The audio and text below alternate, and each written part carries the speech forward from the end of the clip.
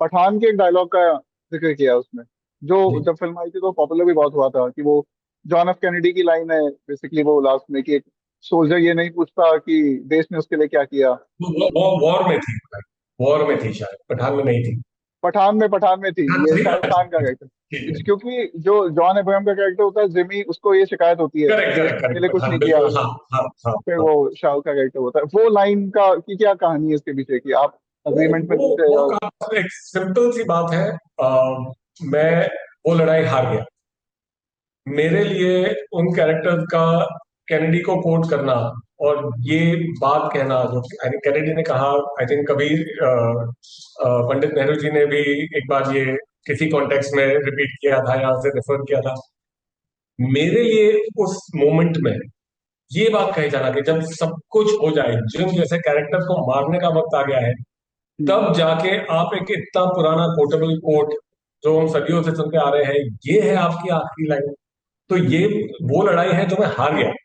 अब अगर ये लोगों को पसंद आई है, तो यहाँ पे एक्चुअली आदित्य चोपड़ा और सिद्धार्थ आनंद सही साबित हुए। क्योंकि वो बहुत ही, और श्रीधर राघवन जो स्क्रीन प्ले राइटर है, वो तीनों बहुत ही कन्विंस थे कि उस लम्हे में इससे बड़ी लाइन कहीं नहीं जा सकती है, कि ये है अल्टीमेट मैसेज। और मेरा दावा ये था कि इससे तकियानुसी बात उस वक्त में कहीं नहीं जा सकती है, कि इससे ज्यादा बोरियत भरी बात उस लम्हे में कहीं नहीं जा सकती है। तो ये लड़ाई में हार गया। तो अगर आज लोगों को पसंद आ रहा है, तो एक और बार साबित होता है कि हर वक्त डायलॉग राइटर डायलॉग्स को लेकर सही नहीं होता। और जितना आप औरों के साथ काम करने का और औरों की बात समझने का, अ, अगर अपने में आप ये एस्पेक्ट अगर आप इनकलकेट करोगे, अगर आप थोड़ा ग्रो करोगे और सुनना शुरू करोगे, तो फिर कुछ चीजें आएगी जो शायद आपकी नहीं है, लेकिन आपको उसके लिए याद रखा जाएगा। और चूंकि हम पठान की बात कर रहे हैं, तो जब मैं फिल्म देख रहा था तो दो पहलू थे नेशनलिज्म वाले, कि जिस पे बहुत फिर आगे बातचीत भी हुई, कि एक तरफ जिम है, वो वो ये साइड दिखाता है कि मैंने कंट्री के लिए इतना कुछ किया, देश के लिए इतना कुछ किया, और जब मुझे जरूरत थी तो देश ने मुझे ठुकरा दिया। फिर दूसरी तरफ पठान का कैरेक्टर जो कहता है कि आपको उम्मीद नहीं रखनी है देश क्या कर रहा है के लिए। तो बीते कुछ समय में हुआ ये कि नेशनलिज्म और पेट्रियोटिज्म वाली जो थीम्स लेके चल रही हैं फिल्म में, वो बहुत सज आया है हमारे सिनेमा में। और फिर उनमें से बहुत सारी फिल्मों के साथ दिक्कत ये है कि वो एक पर्टिकुलर विचारधारा, पर्टिकुलर पॉलिटिकल आइडियोलॉजी को केटर करने की कोशिश करती हैं।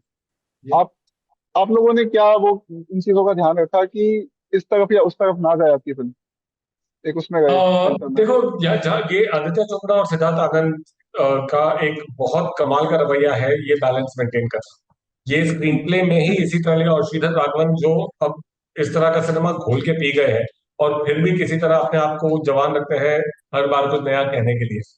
तो ये बैलेंस उन्होंने बहुत संभल के उसे बहुत ही पकड़े रखा उस डोर को, कि किसी एक, जैसे ना सिर्फ ये कि एक तरफ आपके पास एक हिंदुस्तानी सोल्जर है जो कह रहा है कि अगर देश ने वक्त पर मेरा साथ नहीं दिया तो फिर देश किस काम का, और फिर मैं हम्म। देश का दुश्मन बन जाता हूँ।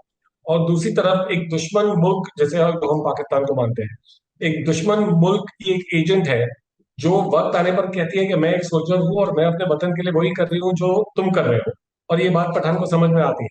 तो हम्म। ऑब्वियसली ये चीजें थोड़ी डेलिकेट है आज के माहौल में, तो खासकर इन बातों पे बात करना थोड़ा मुश्किल है ही। पहले जितना खुल के नहीं कह सकते, थोड़ा बच के कहना पड़ता है कुछ पहलू अब, और कुछ पन्ने अब हम खोल नहीं सकते। बट उस दौरान भी जब तक कमर्शियल सिनेमा है, कमर्शियल सिनेमा की एक बहुत बड़ी रिक्वायरमेंट ये है कि उसमें जिंदगी और मौत वाली बातें, बड़ी फिल्में अगर बनानी है तो जिंदगी और मौत, और सिर्फ एक जिंदगी या सिर्फ एक मौत की बात अब छोटी लगती है। तो आपको बात गांव तक, देश तक, इंटरनेशनली, अब 5-10 मौत से फिल्म नहीं बनती, आपको हजारों लाखों करोड़ों मौत की बात करनी पड़ेगी। तो जब इस तरह के सवाल जब पैदा होते हैं कहानी में, तो हो ना हो अ, बात फिर देश की, और फिर कौन वो दुश्मन है जो देश पर हमला कर रहा है, और हर बार आप वही सफेद काफ्तान और काली जैकेट और सर पे पगड़ी और वही दाढ़ी और हाथ में आंखों तस्बीह, में काजल। तो आप वही मिला। तो लेकिन ये भी है कि कहीं पर जाकर आपको हर बार एक नया विलन क्रिएट करना है जो आपके देश को हर्ट करना चाहता है। और कुछ चीजें कहना आसान है, कुछ चीजें कहना मुश्किल है। तो मेरे लिए बहुत इंप्रेसिव बात है कि मैं ऐसे लोगों के साथ काम कर रहा हूँ जो ये शॉर्टकट नहीं लेते कि भैया ये दिखा दो और समझ में आ गया ये देश का दुश्मन है। उन्होंने जाके एक कैरेक्टर क्रिएट किया है कि भैया आ, हमारे जज्बे से ही कभी कभी दुश्मन पैदा होते हैं। बहुत तरह के दुश्मन होते हैं, बहुत तरह की दुश्मनियां होती है। और वॉर यूनिवर्स में हर बार वो इस स्टीरियोटाइप को केटर नहीं करते। मैं ये नहीं कहता हूं कि उसको वक्त आने पर उनके लिए वैसा एक विलन नहीं हो सकता, लेकिन ये जरूरी नहीं है कि वही विलन होगा। और इस बात के लिए मैं बहुत शुक्रगुजार हूं कि ऐसे लोगों के साथ मैं काम कर रहा हूँ जहां पर मुझे अ, अपने आप से कमी महसूस नहीं होती कुछ लिखते